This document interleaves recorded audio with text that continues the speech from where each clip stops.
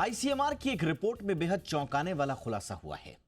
AIIMS, PGI और sir Gangaram जैसे देश के 21 बड़े और नामचीन अस्पतालों में सुपर बग की मौजूदगी की पुष्टि हुई है। सुपर बग क्या है?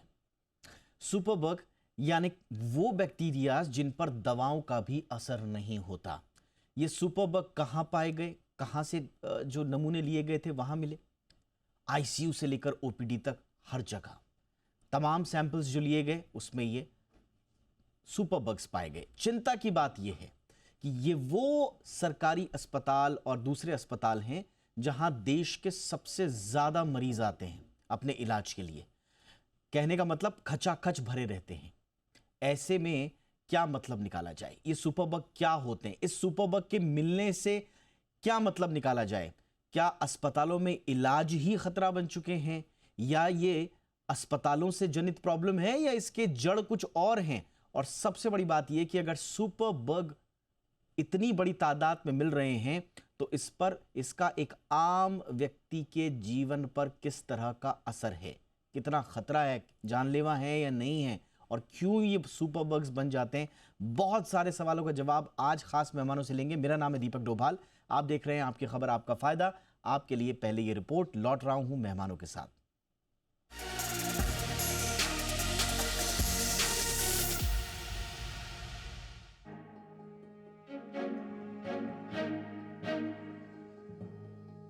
देश के सबसे अहम और मरीजों से खचाखच भरे रहने वाले अस्पतालों में इन दिनों एक अदृश्य खतरा पैर पसार चुका है।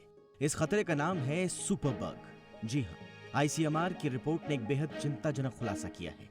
आईसीएमआर की यह रिपोर्ट बताती है कि देश के 21 प्रमुख अस्पतालों में सुपर बग्स की खतरनाक मौजूदगी है। ये सुपर बग्स उन मरीजों की जिंदगी के लिए गंभीर खतरा पैदा कर सकते हैं जो इन अस्पतालों में अपना इलाज करवा रहे हैं। इन सुपर बग्स में एस्चेरिचिया कोलाई और क्लेब्सियला निमोनिया शामिल है। ये सुपर बग्स रोगियों के खून, पेशाब और दूसरे तरल नमूनों में मिले हैं जो ओपीडी, वार्ड्स और आईसीयू से इकट्ठा किए गए थे। डब्ल्यूएचओ की ओर से इन सुपर बग्स को वैश्विक स्वास्थ्य संकट के रूप में चिन्हित किया गया है। चिंता की बात यह है कि ये देश के उन अस्पतालों में मिले हैं जहां हर दिन ओपीडी से लेकर आईसीयू तक मरीजों की भीड़ जमा रहती है। AIIMS Delhi, PGI Chandigarh, Apollo hospital Chennai, Gangaram hospital, Lucknow का केजीएमयू अस्पताल इन 21 अस्पतालों में शामिल हैं। जांच में करीब 10 तरह के घातक बैक्टीरिया मिले हैं और ये लगभग सभी अंतर्राष्ट्रीय स्तर पर सुपर बग की श्रेणी में आते हैं। आइए अब जानते हैं इन बैक्टीरिया को सुपर बग क्यों कहा जाता है और इनका अस्पतालों में मिलने का मतलब क्या है। उदाहरण के लिए एस्चेरिचिया कोलाई को ही लें तो ये है तो साधारण तौर पर बैक्टीरिया ही, लेकिन जब ये एंटीबायोटिक्स के खिलाफ प्रतिरोधक क्षमता विकसित कर लेते हैं तो इन पर दवा का असर करना बंद हो जाता है। इसका मतलब ये है कि ये बैक्टीरिया कुछ खास दवाइयों के असर से बच जाते हैं और बीमारी को ठीक करना मुश्किल हो जाता है, और ऐसे में मरीज की मौत भी हो सकती है। अब ये भी जान लीजिए कि बैक्टीरिया सुपर बग में क्यों बदल जाता है, क्योंकि समस्या की जड़ यही है। दरअसल लगातार एंटीबायोटिक दवाओं के इस्तेमाल से ये बैक्टीरिया अपने आप को बदल लेते हैं और उन दवाओं के खिलाफ एक ढाल बना लेते हैं। इस फिनोमेना को एंटी माइक्रोबियल रेजिस्टेंस कहा जाता है। सुपर बग बैक्टीरिया अस्पताल में कमजोर रोगियों के लिए बहुत गंभीर हो सकते हैं क्योंकि उनकी इम्यूनिटी तो पहले से ही कॉम्प्रोमाइज्ड होती है। जनवरी 2022 में लैंसेट में प्रकाशित रिपोर्ट में बताया गया कि साल 2019 में दुनिया भर में 49 लाख लोगों की मौत एंटी माइक्रोबियल रेजिस्टेंस की वजह से हुई। भारत में इस वजह से 12.5 लाख से ज्यादा लोगों की मौत हो गई। इसलिए एंटीबायोटिक्स के अनाप शनाप इस्तेमाल पर रोक के साथ ही अस्पतालों में सुपर बग से निपटने के लिए युद्ध स्तर पर काम करने का वक्त आ चुका है। ब्यूरो रिपोर्ट, जी मीडिया। बहुत ही खास मेहमानों का पैनल इस वक्त मेरे साथ जुड़ चुका है। स्वागत करते हैं डॉक्टर एमसी मिश्रा सर का, फॉर्मर डायरेक्टर एम्स दिल्ली। बहुत बहुत स्वागत है मिश्रा सर आपका शो पे। हमारे साथ हैं doctor Rahul Bhargava, senior consultant Fortis memorial research institute. Doctor Bhargava, good evening sir, बहुत बहुत स्वागत। डॉक्टर विनय कांतरू हमारे साथ हैं, senior consultant respiratory and critical care, Indraprastha Apollo hospital. बहुत बहुत स्वागत है डॉक्टर कांतरू आपका भी। डॉक्टर मिश्रा, आपसे चर्चा की शुरुआत सर, ये सुपर बग्स का मिलना अब कितना गंभीर है, और थोड़ा ये सुपर बग्स होते क्या हैं, कितना इनसे खतरा है? सिर्फ मरीजों को ही खतरा है, हॉस्पिटल के अंदर ही खतरा है, या बाहर? बहुत सारे सवाल मन में आ रहे हैं सर, थोड़ा मार्गदर्शन करें कि ये सुपर बग की कहानी क्या है। दीपक जी, धन्यवाद ये चर्चा रखने के लिए। इससे मैं समझता हूँ कुछ लोगों में अवश्य जागरूकता होगी। जी। ये जो एंटी माइक्रोबियल सर्विलेंस और एंटी माइक्रोबियल रेजिस्टेंस जिसको हम बोलते हैं अंग्रेजी में, इसका न तो ये कोई नई बात है जो आईसीएमआर की स्टडी में आया है, ये हम सब इससे विदित हैं बहुत समय से। और ये हम लोग केवल ये स्टडी करी है जस्ट टू नो, हम लोगों को खुद पता करने के लिए। मैं भी इसका पार्ट था, हमने शुरू कराया था ये नेटवर्क एंटी माइक्रोबियल सर्विलेंस का, और इसमें ये देखने के लिए कि हम एंटीबायोटिक यूज को क्या कम कर सकते हैं अपने प्रैक्टिसिंग एरियाज में। और क्योंकि वो बहुत महत्वपूर्ण हो जाता है, क्योंकि एंटीबायोटिक्स की जहां तक जैसे आपने बात की, इसका ओवर यूज, मिसयूज, अब्यूज तीनों ही बहुत बड़े स्तर पर होता है हमारे देश में। उसकी थोड़ी छोटी सी एक तुलना मैं आपको बताऊंगा। मैं 2015 में मेलबर्न गया किसी कार्यक्रम में, और वहां पे उनके आईसीयू का मैं वो ले गए थे दिखाने के लिए। तो मैंने पूछा कि भाई आपके यहाँ एक एंटीबायोटिक है जो सब जो सुपरबग जिनका नाम आप दे रहे हैं, E coli, Klebsiella, staph aureus, streptococcal infection या एसिट्रोनोबैक्टर जो स्पीशीज के बैक्टीरिया हैं। तो मैंने उनसे पूछा कि आप क्या कोलेस्टीन साल में कितने आईसीयू में कितना उपयोग में आती है। वो कोलेस्टीन ऐसा एक एंटीबायोटिक है जो इन रेजिस्टेंट बैक्टीरिया के अगेंस्ट काम करता है।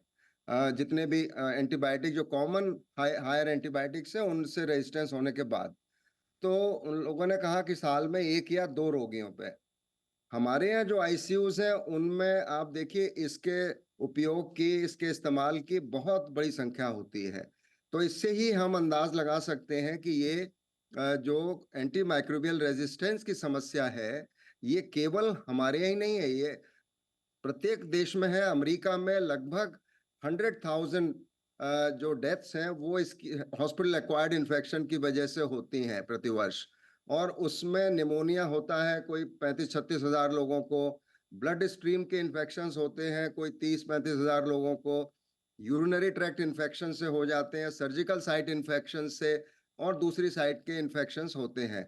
और 10 में से 1 व्यक्ति की मृत्यु हॉस्पिटल एक्वायर्ड इन्फेक्शन से हो जाती है। तो ये इसका हम ही लोगों को इसका जो निवारण है करना पड़ेगा एंटीबायोटिक के राशनल यूज से, जिसको हम कहते हैं जब उपयोगिता है जब अवश्य दें, जब नहीं है तो वो नहीं। आज हमारे यहाँ जो खतरा है वो ये है कि कम्युनिटी एक्वायर्ड इन्फेक्शंस जो बाहर हो रहे हैं इन्फेक्शन सोसाइटी में, वो इन्फेक्शंस जो है वो रेजिस्टेंट बैक्टीरिया निकलता है उनमें, जो एक बहुत चिंता का कारण है। हॉस्पिटल में तो हम समझ सकते हैं कि एंटीबायोटिक आईसीयू में, पल्मोनरी केयर यूनिट में, भिन्न भिन्न क्रिटिकल केयर यूनिट्स में उपयोग में आते हैं।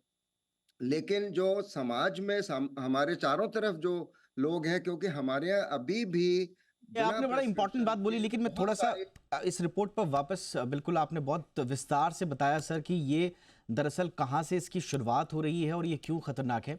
डॉक्टर राहुल भार्गव, मैं अब आपके पास आना चाहूँगा सर। एंटीबायोटिक्स के इस्तेमाल पर एक अरसे से चर्चा हो रही है सर। इनफैक्ट हमने आज जो संबंधित हॉस्पिटल्स हैं उनके कुछ लोगों से बात भी करनी चाहिए, तो उनका ये कहना था कि साहब अब ये इसका एक पक्ष ये है कि इस रिपोर्ट के बाद कहीं लोग अस्पतालों में आना ना छोड़ दें, एक पैनिक की तरह स्थिति ना हो जाए।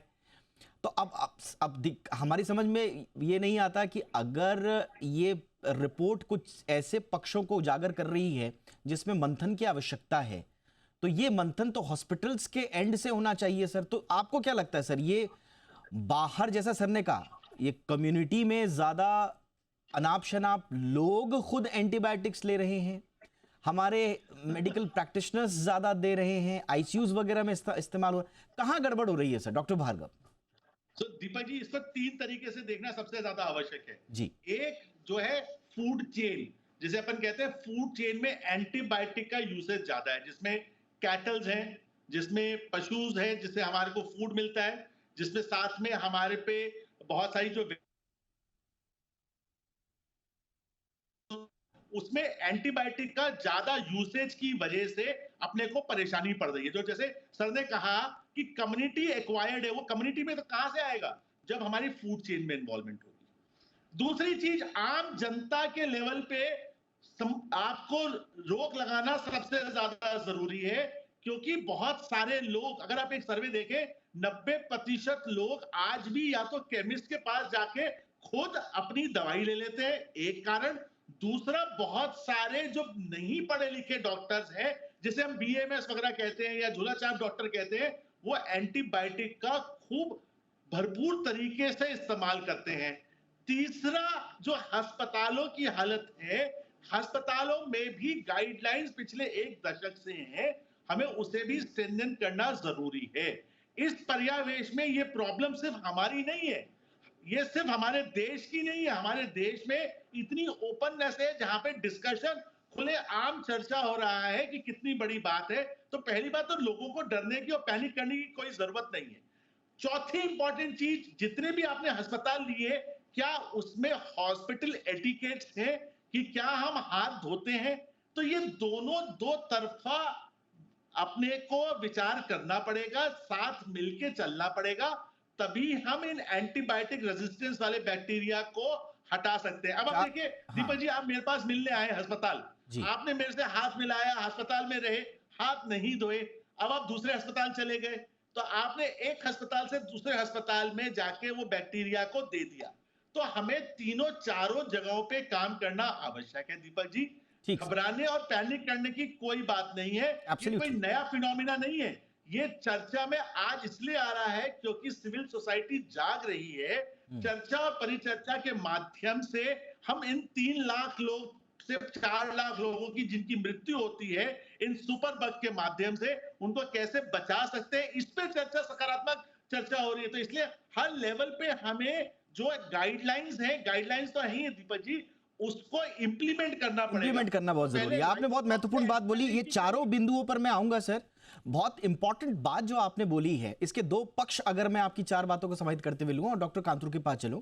डॉक्टर कांतरू, अब देखिए, अब एक व्यक्ति है अनाप शनाप इस्तेमाल कर रहा है, मैं आऊंगा सर आपके पास, मैं आऊंगा एक सर। चीज और, तो हाँ, ये जो रिपोर्ट्स आती है, इसको बहुत सारे लोग देश के अगेंस्ट यूज करते हैं। हाँ, अमेरिका, यूरोप के लोग इस बात से डरते हैं कि हम हिंदुस्तान इलाज कराने ना जाएं। तो ये हिंदुस्तान की प्रॉब्लम नहीं है, ये नहीं नहीं पूरे सर, विश्व की प्रॉब्लम है, जिसे हिंदुस्तान एड्रेस कर रहा है। तो लोगों को ये समझना सबसे ज्यादा आवश्यक है कि एब्सोल्युटली हमारी सर। खुद और की इतनी प्रॉब्लम। बड़ी जिम्मेदार संस्था आईसीएमआर, उसकी ये स्टडी है, हमारे अपने अस्पतालों पर स्टडी है, तो इतना तो दुनिया को समझ होनी चाहिए कि इतनी पारदर्शिता हमारे अंदर है कि हम अपने गिरेबान में जाकर अपनी कमजोरियों को खुद उजागर कर रहे हैं, इसलिए नहीं कि ताकि बदनामी हो, इसलिए कि हम उन्हें दुरुस्त करें। लेकिन सवाल यह है कि रिपोर्ट आने के बाद दुरुस्त होगा कैसे, जैसे मिश्रा सर ने भी बताया, और इस पूरे इकोसिस्टम का पार्ट रहे हैं, इस पूरे ये जो शुरुआत हुई है इसका डॉक्टर मिश्रा पार्ट भी रहे हैं। तो कांतरू मैम, अब इंप्लीमेंटेशन का पार्ट कैसे हो? हम अक्सर बात करते हैं कि साहब एंटीबायोटिक्स प्रिस्क्राइब मत कीजिए, खास तौर से टीयर 2 टीयर 3 शहरों के जो डॉक्टर्स हैं। अब आम व्यक्ति के बारे में तो क्या ही कहें, मैं वो जाकर ओवर द काउंटर, आजकल तो हर घर में डॉक्टर है अपने आप से। लेकिन मैं, जो समझदार लोग हैं, जो हमारी डॉक्टर कम्युनिटी है, उनको मैम, उनको सेंसिटाइज कैसे किया जाए? ये बहुत ही अच्छा सवाल है दीपक जी आपका। देखिए, सब जो जो भी पॉसिबिलिटीज है उनके ऊपर हमने काफी चर्चा की है। ये जो पॉइंट्स बताए गए हैं बहुत ही इम्पोर्टेंट है। सो गाइडलाइन फॉर्मुलेशन केवल इम्पोर्टेंट नहीं होता है, केवल बनाना इम्पोर्टेंट नहीं होता है, उसका इम्प्लीमेंटेशन और उसको आगे जाके आपने अपनी डेली प्रैक्टिस में किस तरीके से आप उसको रोज के रोज अप्लाई करते हैं, वो भी इम्पोर्टेंट है।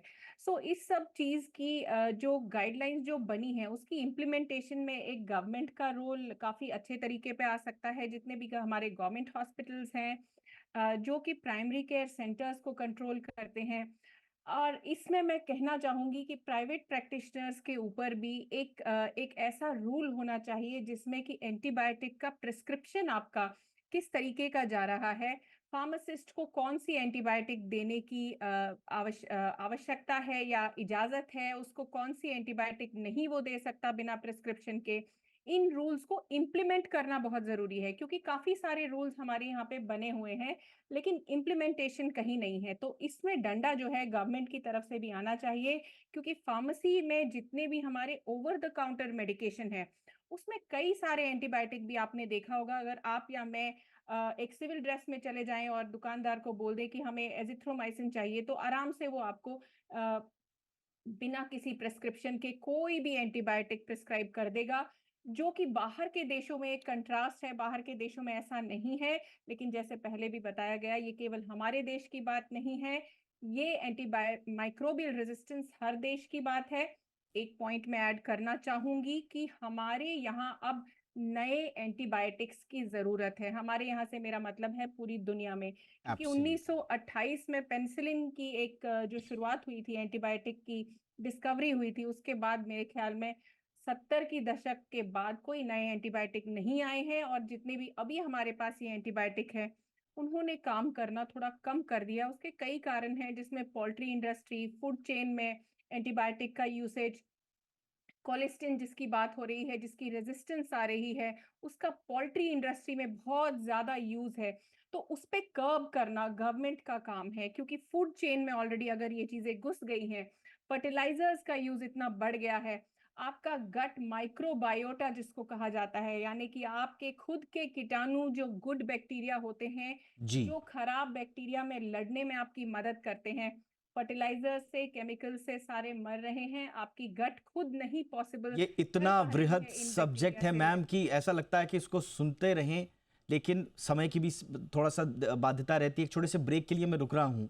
ब्रेक के उस पार हम संक्षेप में ही प्रकाश डाल पाएंगे, समय की कमी रहेगी, लेकिन कम्युनिटी स्तर पर, सरकारी स्तर पर, क्योंकि बहुत इंपॉर्टेंट बात जो हमारे डॉक्टर्स बता रहे हैं कि अब जो मेडिकल प्रैक्टिशनर्स हैं उनके स्तर पर तो जो चीज़ें होंगी वो देखेंगे अपना, और उसमें काम हो भी रहा है। ये रिपोर्ट भी इनफैक्ट उसी के लिए आई है। लेकिन जो कम्युनिटी में आ चुकी है, जो हमारी फूड चेन में आ चुकी है, जो पोल्ट्री में इस्तेमाल हो रहा है, खाने पीने की चीज़ों में जो इस्तेमाल हो रहा है, उस पर तो रोक लगाने का काम सरकार ही करेगी। क्या सरकार के पास कोई ठोस नीति है? अभी के मामले में तो ऐसा नजर नहीं आता। दूसरा, अगर आप डाल रहे हैं एक आम आदमी पर यह आरोप कि साहब आप ही जाकर ओवर द काउंटर लेकर आ रहे हैं, तो हमारा यह सवाल है कि मेडिकल संसाधनों की सीमित पहुंच क्यों है? आसपास अस्पताल नहीं है, डॉक्टर्स नहीं है, वो जाके ओवर द काउंटर तभी तो लेता है। तो फिर आप मेडिकल संसाधनों की सीमित, सरकारी को तो बढ़ाना है। सरकार के पास इसका कोई रोड मैप है? स्थिति नहीं ऐसी नजर आती। इसलिए क्या किया जाए, इस पर बात एक छोटे से ब्रेक के बाद।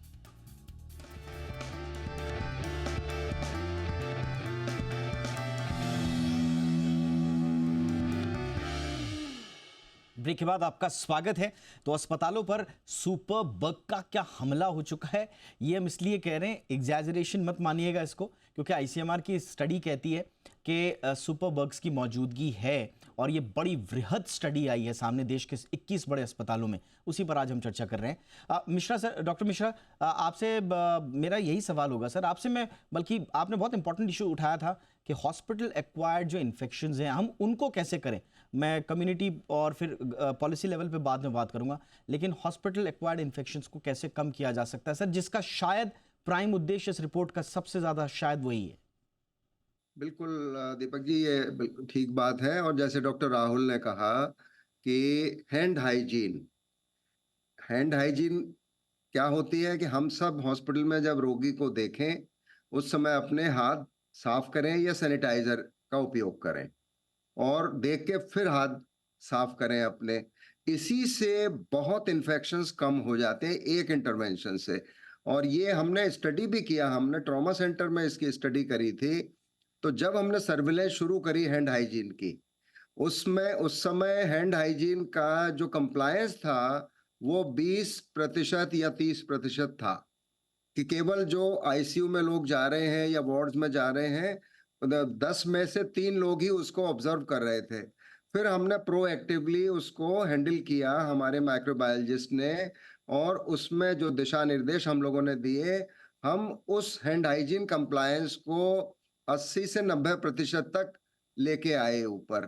तो एक वो कारण हुआ। दूसरा, हायर एंटीबायोटिक्स प्रिस्क्राइब करने की काफी टेंडेंसी हम लोगों में भी रहती है, डॉक्टर्स में हमारे, चाहे वो किसी भी स्पेशलिटी के हों, बहुत जल्दी हम लोग घबरा जाते हैं, शुरू कर देते हैं बिना किसी एविडेंस के कि क्या ये एंटीबायोटिक काम करेगा नहीं करेगा। एम्पेरिक, कई बार एम्पेरिक देना पड़ता है, वहां तो ठीक है, हमें पता नहीं है कौन सा बग है, तो हम एम्पेरिक, एक ब्रॉड स्पेक्ट्रम एंटीबायोटिक होता है कॉम्बिनेशन, वो हम लोग दे देते हैं अपने क्लिनिकल एक्सपीरियंस के आधार पे, या हॉस्पिटल की जो एंटीबायोटिक पॉलिसी होती है, एंटी माइक्रोबियल पॉलिसी हर अस्पताल की होती है, चाहे डॉक्टर राहुल के अस्पताल में भी है, हमारे यहाँ भी है, और सभी हॉस्पिटल्स में होती है, उसकी बेसिस पे वो रहता है।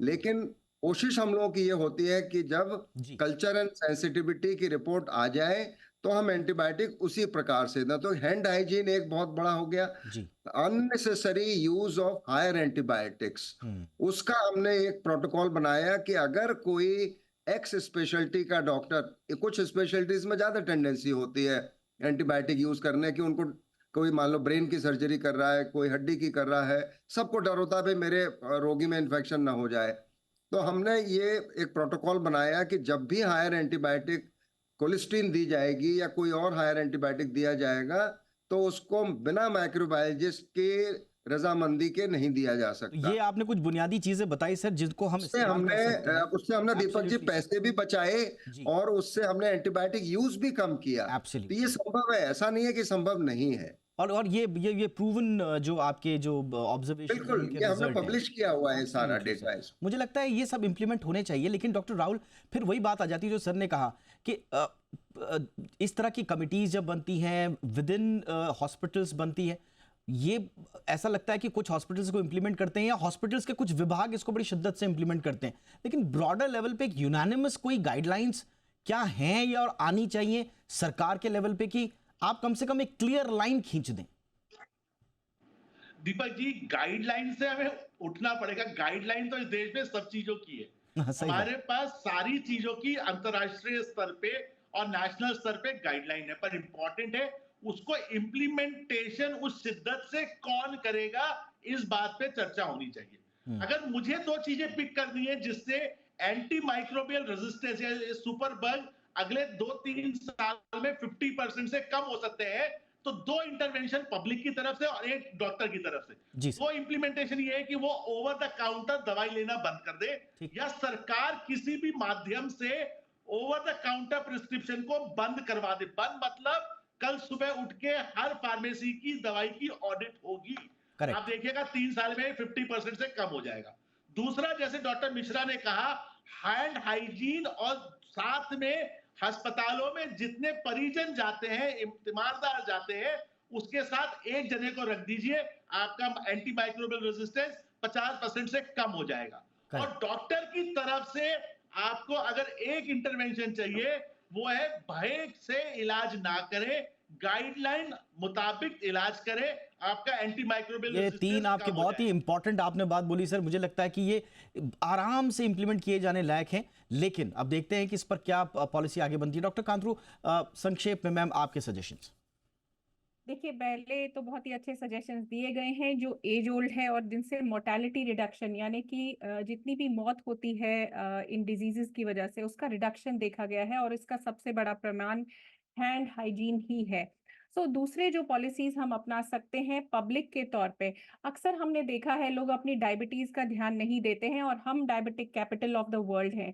सो यदि आपका खून मीठा रहता है तो चींटी की तरह उस पर वायरल और बैक्टीरियल डिजीजेस अटैक करते हैं, यानी कि आपकी इम्यूनिटी कम होती है, आपके अंदर डिजीज से लड़ने की खुद की क्षमता नहीं होती है, जो कि इम्पोर्टेंट है, as important as giving the antibiotic. So अपनी क्षमता को बनाए रखने के लिए अपनी डिजीजेस को कंट्रोल में रखना ना भूलें। ये ना कहें कि आज मैं मीठा खा लूं, कोई बात नहीं, थोड़ी शुगर बढ़ जाएगी, डॉक्टर को हम 3 महीने बाद दिखाएंगे, तो ये ना करें। सारे कोमॉर्बिडिटीज का ध्यान रखना बहुत ही जरूरी है। जी। अपनी इम्यूनिटी को ऐसा रखें कि बार बार इन्फेक्शंस ना हो। इसमें कुछ इम्यूनाइजेशंस भी आते हैं, जैसे फ्लू या निमोनिया की वैक्सीनेशंस जी होती हैं, जी जिससे तीव्रता काफी कम हो जाती है, आईसीयू एडमिशंस प्रिवेंट होते हैं। सो यदि आप आईसीयू पहुंचेंगे ही नहीं तो ऑब्वियसली सुपर बग्स का बिल्कुल एक्सपोजर सही आपने बात काफी बोली हद तक मैम कम कि किया आप जा अगर सकता है। हॉस्पिटल ही ना पहुंचे तो फिर सुपर बग्स के संपर्क में आने के भी आपके चांसेस नहीं रहेंगे।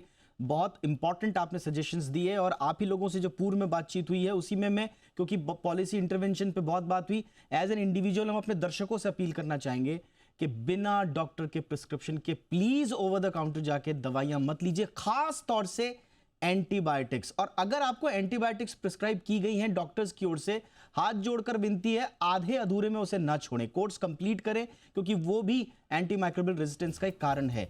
ये दोनों बातें मैंने अपनी तरफ से जोड़ी ताकि हमारे दर्शकों तक पहुंचे। बाकी बातें जो हमारे मेहमानों ने जोड़ी है उनके लिए बहुत बहुत शुक्रिया। Doctor Vini Kantru, thank you so much ma'am. Doctor Rahul Bhargav, शुक्रिया सर जुड़ने के लिए। बहुत बहुत शुक्रिया डॉक्टर MC मिश्रा सर, आपका भी। शो में इतना ही, नमस्कार।